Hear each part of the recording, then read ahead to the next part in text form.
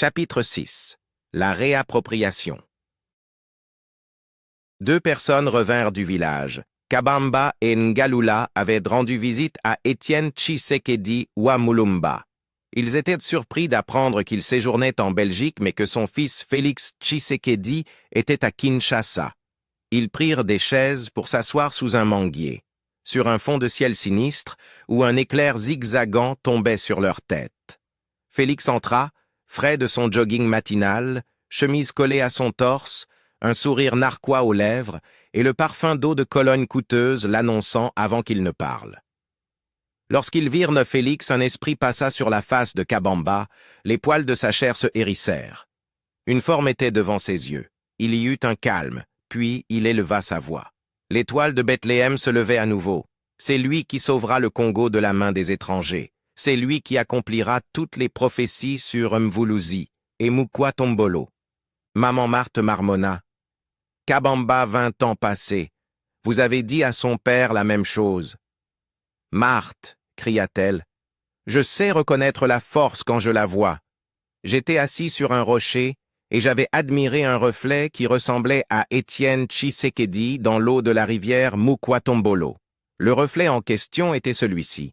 Oncle Ngalula ajouta « Certaines batailles vous choisissent, que vous soyez prêt ou non. » Et il ordonna Félix d'aller se regarder 1 minute dans le miroir de sa chambre ou dans les miroirs de toilette. Mais dans ces toilettes silencieuses, quelque chose s'éveilla, une tempête calme et certaine. Quand Félix sortit enfin, il marcha différemment, plus droit, plus lentement, maîtrisé. Sous son calme, quelque chose d'inébranlable avait commencé à bouger. Une lueur d'espoir, fragile mais réelle, naquit en lui. Il avait dit « Paul Kagame est un tyran qui pense que l'argent et le pouvoir lui donnent le droit de tuer les gens. Un homme mesquin qui confond pouvoir et impunité. Il traite le Congo comme un portefeuille sans sentiment. Maintenant, il peut voir exactement combien ce portefeuille avait donné. Le mal réussi, quand les bonnes personnes n'en font rien, il s'accroît et devient millier. J'étais censé me fondre dans la nasse, faire profil bas, gagner ma vie autrement.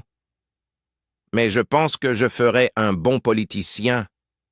J'ai cet instinct protecteur, je ferai la politique.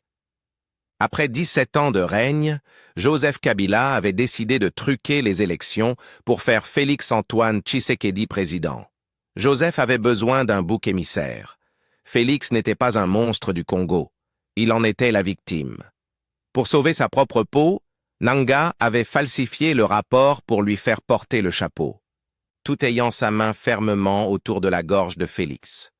Ses hommes de main à ses côtés dans l'ombre. Joseph Kabila avoua un jour. « Je sais reconnaître la force quand je la vois, et le caractère quand il me remet à sa place. Tu es la seule à ne pas m'avoir craint ou flatté. » Ce qu'il ne savait pas, c'est que ce choix était une réappropriation de pouvoir aux Congolais de père et mère. Le pouvoir se souvient toujours de sa source. Néanmoins, des journalistes, politiciens et avocats comme Daniel Safou, Mike Mukebayi, Nico Mayengele, Prince Epenge et Tatiana Ozango disaient tous dans les médias que Joseph le tenait à la gorge au point de l'étouffer parce qu'il avait la majorité parlementaire. Félix se sentait comme une pièce mal ajustée dans un puzzle. Denise Nyakeru voyait un homme se faire déchiqueter par des mots, et le voyait se décomposer jour après jour. Les débats politiques des opposants donnaient l'admiration. Toutefois, admirer ne suffit pas. Le discours politique qui touche. L'oreille, mais non le cœur, est un repas pris en rêve. Les opposants traitaient Félix d'inconscient. Félix est un inconscient mais éveillé, tout comme les patients sous anesthésie sont inconscients mais pas forcément sourds. Toutefois, les yeux de Félix ne montraient aucune peur. Il n'implorait pas la pitié. Il se fixait sur Joseph, froid calculateur, inébranlable comme s'il avait affronté des ennemis bien plus redoutables que celui-ci. Et dans 60 minutes qui suivirent, se produisit quelque chose qui allait obliger tout le monde dans ce bâtiment à reconsidérer qui était vraiment Félix. Tout se passa si vite que personne n'avait eu le temps de comprendre ce qui se passait. Il put renverser la majorité parlementaire, un coup de génie. Les nouvelles se propagèrent comme une traînée de poudre. Le souffle de Joseph Kabila se bloqua dans sa gorge et il sentait la chaleur lui monter au cou. Ses joues brûlaient. Il sentait monter l'adrénaline lorsqu'il avait dit à Olive Lembe, son épouse, son intention de rendre visite au nouveau président. Cela avait toujours été ainsi, certaines personnes ne connaissent pas leur place dans l'écosystème. Quand les portes de la cité de Loa s'ouvrirent, son personnel se figea. Les conversations s'arrêtèrent en plein vol, les appareils photo cliquant. L'expression de Joseph s'assombrit, sa chaussure craquait contre le marbre de la cité de Loa. Il aimait avoir le public pour sa démonstration de pouvoir. Un enfant privilégié. Joseph n'était pas seulement en colère d'avoir été défié publiquement. Et les hommes comme lui n'oubliaient pas l'humiliation. Il profana « Tu vas revenir en rampant. Je ferai tout pour réintégrer. » Les mots tombèrent comme un coup de poing.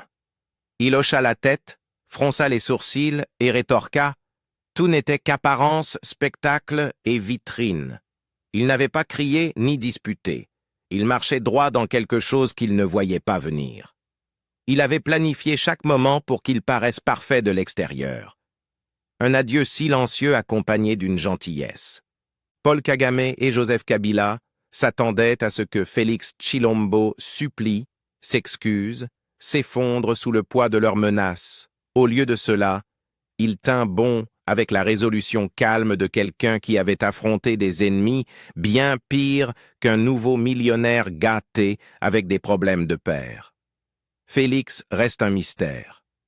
Il n'avait pas la soif du pouvoir, mais savait comment tenir tête aux tyrans. Au fond de lui, il savait déjà que les sonnettes d'alarme sonnaient à plein volume. Il venait de se faire ennemi d'un homme dangereux. Et quelque part au fond de son âme de soldat, il se préparait déjà à la guerre. Un briefing d'évaluation des menaces. Par ailleurs, il jouait dans notre vie un rôle dont nous ne soupçonnons pas forcément l'importance. Maman Olive Lembe soupira. « Sans mon mari Joseph, le père de la démocratie, tu n'es rien. Tu ne pourrais même pas porter le costume de la présidence. » Les mots flottaient comme de la fumée dans l'air longtemps après son départ. Quand le portail claqua, elle resta immobile un long moment. Encore un mensonge d'un océan de tromperie. Personne n'avait vu les couleurs diamétralement opposées sur cette déclaration. Un père de la démocratie qui avait donné lui-même le costume du pouvoir allant à l'encontre du choix de son peuple. Le Congo est aveuglé par Joseph. La vérité que vous sentez dans l'obscurité, la pitié brûlait plus que la cruauté. Mais en réalité, au Congo, il n'y a pas de passé, mais seulement des ruines. Grandir dans l'UDPS sous le régime de Mobutu et sous le régime de Laurent-Désiré Kabila, lui avait appris à évaluer les menaces, à identifier les voies d'évacuation et à maintenir une conscience de la situation. Chaque partisan de l'UDPS avait spirituellement la médaille de blessé de guerre qu'il avait rangée dans le tiroir de son esprit et les cauchemars qui le réveillaient encore parfois en sursaut. Joseph Kabila rejoint la rébellion, guerre ouverte, les masques sont tombés.